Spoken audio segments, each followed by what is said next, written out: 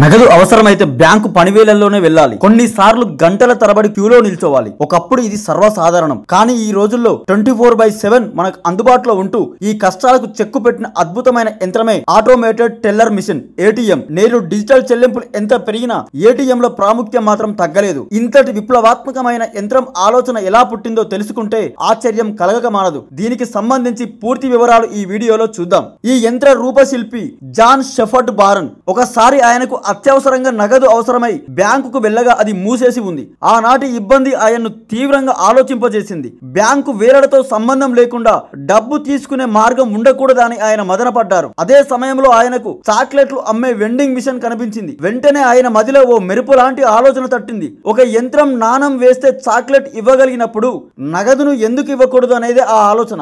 ఈ చిన్న ఆలోచనే ప్రపంచ బ్యాంకింగ్ వ్యవస్థను మార్చేసి 24 గంటలు పనిచేసే క్యాష్ మిషన్ రూపకల్పనకు పునాది వేసింది. బారన్ ఆలోచన కార్యరూపం దాల్చి ప్రపంచంలోనే మొట్టమొదటి ఏటీఎం 1967లో లండన్ లోని బార్క్లేస్ బ్యాంక్ శాఖ వద్ద ప్రారంభమైంది. అప్పటి ప్రముఖ బ్రిటిష్ నటుడు రెగ్ వార్నీ దీనిని ప్రారంభించారు. ఆ రోజుల్లో ఈ యంత్రం నుండి గరిష్టంగా కేవలం 10 పౌండ్లను మాత్రమే తీసుకునే వీలుండేది. అయినా బ్యాంకు క్యూలతో పోలిస్తే ఇది ప్రజలకు గొప్ప వరంగా అనిపించింది. ఈ అద్భుత ఆవిష్కరణకు మన భారతదేశంలో ఒక ప్రత్యేక అనుబంధం ఉంది. జాన్ షెఫర్డ్ బారన్ పుట్టింది మన దేశంలోనే. ఆయన తల్లిదండ్రులు బ్రిటిష్ వారైనప్పటికీ ఆయన తండ్రి ఉద్యోగరీత్యా బ్రిటిష్ ఇండియాలో పనిచేసేవారు. ఈ క్రమంలో బారన్ 1925 జూన్ 23న ప్రస్తుత మేఘాలయ రాజధాని షిల్లాంగ్ లో జన్మించారు. ఆయన జ్ఞాపకార్థం ఆయన పుట్టిన ఆసుపత్రి వెలుపల స్టేట్ బ్యాంక్ ఆఫ్ ఇండియా 2021 ఆగస్టులో ఒక ఏటీఎం ను ఏర్పాటు చేయడం విశేషం. మన దేశంలో ఏటీఎంల ప్రస్థానం 1987లో ముంబైలో హెచ్ఎస్బిసి బ్యాంకు శాఖలో మొదలైంది. ఇది భారత బ్యాంకింగ్ రంగంలో సరికొత్త శకానికి నాంది పలికింది.